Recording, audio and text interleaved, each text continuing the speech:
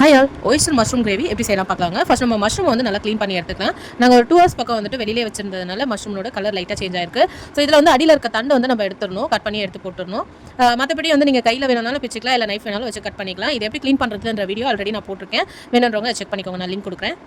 இதுக்கு தேவையான இன்க்ரீடியன்ஸ் 2 வெங்காயம், 2 தக்காளி, கொஞ்சமாக கருவேப்பிலை, கொஞ்சமாக கொத்தமல்லி தழை, 2 துண்டு பட்டை, 3 லவங்கம், அப்புறம் வந்துட்டு 1 ஸ்பூன் அளவுக்கு நான் பெருஞ்சீரகம் எடுத்துருக்கேன். ஃபர்ஸ்ட் நம்ம வானலில் ஒரு 3 ஸ்பூன் அளவுக்கு எண்ணெய் ஊற்றிட்டு பெருஞ்சீரகம், பட்டை, லவங்கம் நல்லா புரிஞ்சதுக்கப்புறம் நம்ம வெங்காயம் ஆட் பண்ணிக்கலாம். வெங்காயம் லைட்டாக வதங்கினதுக்கப்புறம் கருவேப்பிலை, தக்காளி ஆட் பண்ணி அதையும் நல்லா மசிச்சு விட்டு நல்லா வதங்குற அளவுக்கு கொஞ்சம் நேரம் வெயிட் பண்ணலாம்.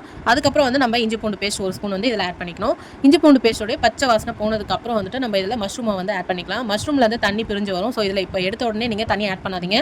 இதை வந்துட்டு சிப்பி காளான் அப்படின்னு சொல்லுவாங்க. இதனோட டேஸ்ட் பார்த்தீங்கன்னா வந்துட்டு மட்டன் டேஸ்ட்டில் வந்துட்டு இருக்குன்னு சொல்லியிருக்காங்க. நிஜமாகவே வந்து சாப்பிட்டு பார்த்ததுல மட்டன் டேஸ்ட்டில் தான் இருக்குது. இது நீங்கள் ட்ரை பண்ணி பாருங்கள். அண்ட் இதுக்கு வந்து நான் எக்ஸ்ட்ரா எந்த மசாலாவும் நான் ஆட் பண்ணல. ஜஸ்ட் வீட்டில் இருக்க குழம்பு மிளகாத்தூள் மட்டும்தான் வந்து ஆட் பண்ணியிருக்கேன்.